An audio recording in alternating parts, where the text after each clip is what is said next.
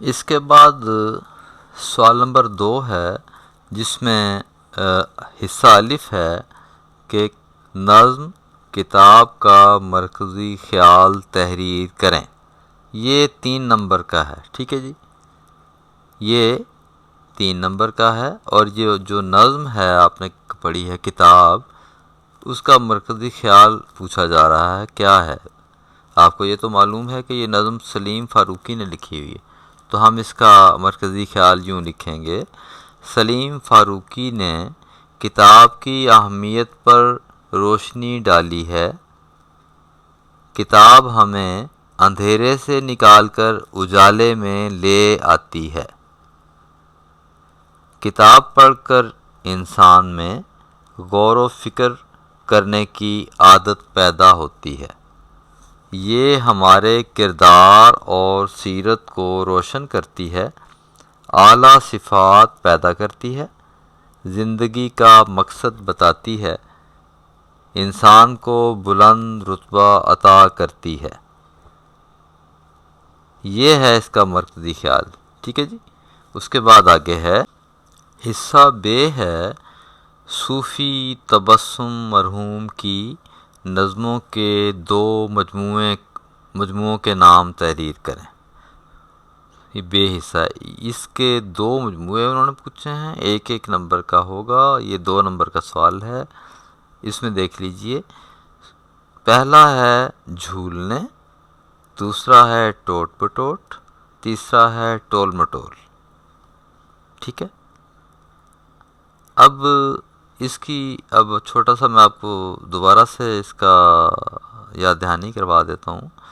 آپ نے نظموں کی جو تشریح جو یاد کرنی ہے، جو اس کی مشقیں آپ نے یاد کرنی ہیں، ان میں یہ بات یاد رکھیں کہ جو نظموں کے شاعر ہیں، شعراء کرام ہیں، جنہوں نے نظمیں لکھی ہیں، ان کے تعارف کو کبھی بھی نہیں بھولنا آپ نے، تعارف یاد رکھنا ہے آپ نے، ٹھیک ہے۔ جب آپ تعارف یاد رکھیں گے تو آپ کو پھر اس طرح کے جو سوالات ہیں ان کو حل کرنے میں آسانی ہو جائے گی۔ مجموعوں کے نام کیا ہیں؟ اب آپ جب اس کو اس بارے میں یاد رکھیں کہ یہ وہی بچے کر سکیں گے جن کو تعارف یاد ہوگا، جن کو تعارف نہیں یاد ہوگا پھر وہ یہ نہیں کر سکیں گے۔ آپ کی یاد دہانی کے لیے میں دیکھیں، آپ کی یادداشت کے لیے تھوڑا سا میں بتا دیتا ہوں کہ یہ جو تعارف ہے، یہ آپ کے سامنے میں نے یہ دیکھیں، یہ تعارف ہے۔ یہ میں اس لیے آپ کے سامنے رکھ رہا ہوں کہ بعض بچے بھول جاتے ہیں کہ یہ سوال کہاں سے آیا۔ یہ ہے وہ سوال کہ جو پوچھا گیا ہے آپ سے کہ نظموں کے مجموعے کون کون سے ہیں۔ یہ دیکھیں، جھولنے لکھا ہوا ہے، ٹوٹ بٹوٹ لکھا ہوا ہے، ٹول مٹول لکھا ہوا ہے۔ یہ ہے تعارف کا یاد کرنے کا فائدہ۔ اس لیے پیارے بچوں، آپ نے تعارف کبھی بھی نہیں بھولنا۔ یہ نہ ہو کہ آپ نظمیں یاد کر لیں تو تعارف بھول جائیں۔ اسی طرح آپ یہ بھی یاد رکھیں کہ آپ نے جو اسباق ہیں، جو سبق ہیں، ان کو بھی اچھے طریقے سے یاد کرنا ہے۔ ان کے بھی تعارف ہیں، ان کو بھی آپ نہیں بھولیں، وہ اچھے طریقے سے یاد کریں۔ اسی لیے میں نے جب آپ کو پڑھایا تھا تو کیا کیا تھا، میں نے اس بات پہ زور دیا تھا کہ آپ نے تعارف میں سے 10 یا 15 آپ نے MCQs بنا کر لانے ہیں۔ جیسے بک میں دیے ہوئے ہیں نا MCQs، کثیر الانتخابی سوالات اور ان کے جوابات، اسی طرح یہ آپ نے خود سے پریکٹس کی ہوئی ہے۔ اب جن لوگوں نے پریکٹس کی ہوئی ہے وہ یقینی بات ہے کہ وہ اب اس سے ان کو بہت زیادہ فائدہ ہوگا۔ اب ان کو صرف ریوائز کرنا ہے، انہوں نے صرف دہرائی کرنی۔ تو اب یہ دیکھیے، اس کے بعد سوال اب جنہوں نے مشقیں حل کی ہوئی ہیں ان کو بھی فائدہ ہی فائدہ۔ اب یہ ایک اور جو سوال ہے وہ لکھا ہوا ہے، حصہ ج ہے، نعت میں کس واقعہ کی طرف اشارہ کیا گیا ہے؟ شب معراج کے واقعہ کی طرف اشارہ کیا گیا ہے۔ اب یہ لوگ، بعض ایسے بچے ہیں جو بالکل بھی تعارف کو نظر انداز کر دیتے ہیں، جو مشقیں جو سی ہیں ان کو بھلا دیتے ہیں، وہ سمجھتے ہیں کہ مشقوں کی کوئی اہمیت ہی نہیں ہے۔ یہ سارے سوالات آپ کو مشقوں سے ہی ملیں گے. مشقیں جو سی ہیں ان کو اگر آپ یاد کریں گے تو پھر آپ کو اس کا بہت فائدہ ہوگا. ٹھیک ہے، اس لیے مشقوں کو ہرگز نہ بھولیں. مشقیں یاد کریں، چاہے وہ مشقیں سبقوں کی ہیں چاہے وہ مشقیں نظموں کی ہیں، اور ان کے تعارف بھی ضرور یاد رکھیں. تو میں آپ سے یہ عرض کر رہا تھا کہ جو نعت ہے اس میں کون سا واقعہ ہے بیان کیا گیا ہے، تو یہ میں نے آپ کو بتا دیا، شب معراج کا واقعہ ہے. ٹھیک ہے، اس کے بعد آگے ہے، اس کا دال حصہ ہے، صاحب فکر و نظر ہم کو بناتی ہے کتاب. اب سوال دیکھیں بڑے عجیب انداز سے آ گیا ہے، اور یہ ان کو ظاہری بات ہے فائدہ ہوگا جنہوں نے پڑھا ہوا ہے اس کو، ان کی مشق تیار کی ہوئی ہے. مندرجہ بالا مصرع میں صاحب فکر کا کیا مطلب ہے. ٹھیک ہے جی. اب اس میں دیکھیے کہ مصرع کسے کہتے ہیں. یعنی آپ کو میں یہ تو پہلے ہی میں نے بتایا ہوا ہے، جب پڑھایا ہوا ہے، کہ جو شعر کے دو مصرے ہوتے ہیں، دو لائنیں ہوتی ہیں، ایک مصرع دوسرا مصرع. اب یہ دیکھیں نا، یہ والا جو مصرع ہے ایک لائن کا، وہ کہتے ہیں کہ اس میں صاحب فکر کا کیا مطلب ہے. تو اس کا مطلب ہے سوچ بچار کرنے والا،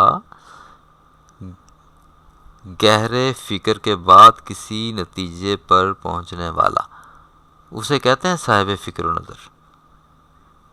اس میں شعر لکھا ہوگا نا، آپ اس کی تشریح ذرا پڑھیں گے تو آپ کو اندازہ ہو جائے گا کہ صاحب فکر و نظر ہم کو بناتی ہے کتاب، یہ ایک مصرع ہے اس کا.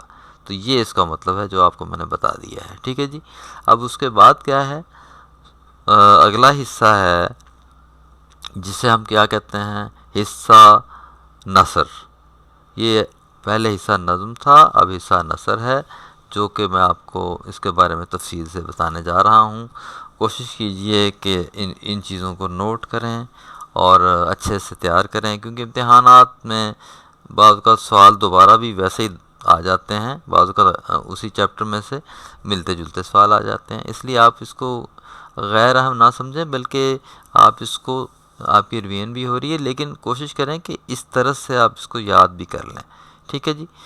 تو سوال جو ہے اس میں دیکھیے لکھا ہوا ہے، یہ کتنے نمبر کا، 13 نمبر کا. ٹھیک ہے، حصہ نثر، اس کے کل نمبر 13 ہیں. سوال نمبر 3 ہے الف، حصہ اس کا پارٹ الف، اس کا کیا ہے، سبق. چیپٹر کا نام ہے بچے. بچے کا مرکزی خیال مصنف کے حوالے کے ساتھ تحریر کریں. اس کے 3 نمبر ہیں. یہ کوئی مشکل کام نہیں ہے، کیونکہ میں نے آپ کو بار بار اس کے ٹیسٹ بھی لیے ہوئے ہیں، باقاعدہ آپ کو پڑھایا بھی ہوا ہے، پڑھا کے آپ کو تفصیل سے بتایا ہوا ہے.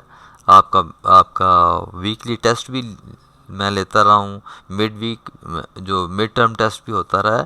اس لیے اب آپ اس کو ذرا اچھے سے سن لیں اور اچھے سے اس کی دہرائی کر لیں. اور ایک بات یاد رکھیں کہ دہرائی کرنے کا فائدہ ان بچوں کو ہوگا جو پڑھنے کے بعد اس کو لکھیں گے. جو نہیں لکھیں گے ان کو فائدہ نہیں ہوگا، بہت تھوڑا فائدہ ہوگا. مصنف نے اس مضمون میں مزاحیہ انداز میں بچوں کی اقسام اور ان کی عادات کو بیان کیا ہے. ٹھیک ہے جی، اقسام کو بیان کیا ہے، اور ان کی، یہاں پہ کی میں نے مس کر دیا، میں لکھ دیتا ہوں، بعض اوقات مجھ سے بھی غلطی ہو جاتی ہے، میں یہاں پہ لکھ دیا ہے، ان کی عادات کو بیان کیا ہے، اور ان کی ضد کے سامنے اپنی بے بسی کا اظہار بھی طنزیہ انداز میں کیا ہے. مصنف کون ہے، پطرس. اب پطرس احمد شاہ بخاری پطرس، آپ کو پتہ ہے کہ مکمل نام ہے ان کا، لیکن پطرس آپ لکھ دیں گے پھر بھی ٹھیک ہو جائے گا.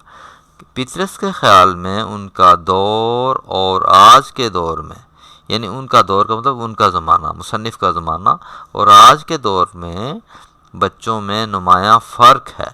آج کے بچے بڑے ضدی بچے ہیں، جبکہ ہم سے مراد ہے مصنف، یعنی مصنف کون ہے، پطرس. وہ کہتے ہیں کہ سلجھے ہوئے بچے تھے، یعنی وہ بڑے سلجھے ہوئے تھے، والدین کا کہنا مانتے تھے، ضد نہیں کرتے تھے، ٹھیک ہے نا۔ اس کے بعد آگے ہے اس کا بے حصہ ہے، ڈپٹی نذیر احمد کون ہے، نیز بتائیے میرات العروس کے کیا معنی ہیں۔ اب آپ یہ بھی میں آپ کو سبق کے حوالے سے بتاتا ہوں، جو بچے جو طلبہ سبق کو بار بار یاد کرتے ہیں، لفظ لفظ ان کا بغور پڑھتے ہیں، وہ سوال ہی پیدا نہیں ہوتا کہ وہ اول نہ آئیں، ان کی ضرور اول پوزیشن آ جاتی ہے، کیونکہ وہ لفظ لفظ یاد کر چکے ہوتے ہیں۔ اس لیے آپ سب کا یہ فرض ہے کہ کتاب کا حرف حرف اہم سمجھیں، اس کو اہمیت دیں، یہ نہ ہو کہ وہ جلدی پڑھ دیں، یہ کوئی آسان بات نہیں ہے۔ اسی لیے آپ کو ایک چھٹی بھی دی گئی ہے اس میں، تاکہ آپ کو اچھے سے یاد ہو جائے۔ تو یہ میں عرض کر رہا تھا آپ کے سامنے کہ بے حصہ ہے، ڈپٹی نذیر احمد کون ہے؟ ڈپٹی نذیر احمد اردو ناول نگاری کے بانی تھے۔ اب اس کے دو حصے ہیں سوال کے، کون ہیں اور معنی کیا ہے میرات العروس کا۔ اب یہ آپ دیکھ لیجئے کہ ڈپٹی نذیر احمد اردو ناول نگاری کے بانی تھے۔ میرات العروس جو دوسرا حصہ نا سوال کا، اس کا میں جواب دینے جا رہا ہوں۔ میرات العروس کے معنی دلہن کا آئینہ ہے۔ تو اس لیے اب آپ یہ دیکھ لیجئے کہ وہ بچے جو سبق کی مشقوں کو تیار کر چکے ہیں، وہ بچے جو لفظ لفظ حرف حرف ان کو یاد ہو چکا ہے، وہ پھر ایسے چھوٹے چھوٹے سوالات کوئی ان کی وہ نظر میں وہ ایک کہہ لیں کہ مفت کے نمبر ہی ہوتے ہیں۔ تو اس کے بعد یہ سوال نمبر 33 کا بے حصہ یہاں تک ہے۔ اس کے بعد آگے کیا لکھا ہے، صفحہ پلٹتے ہیں، دیکھتے ہیں۔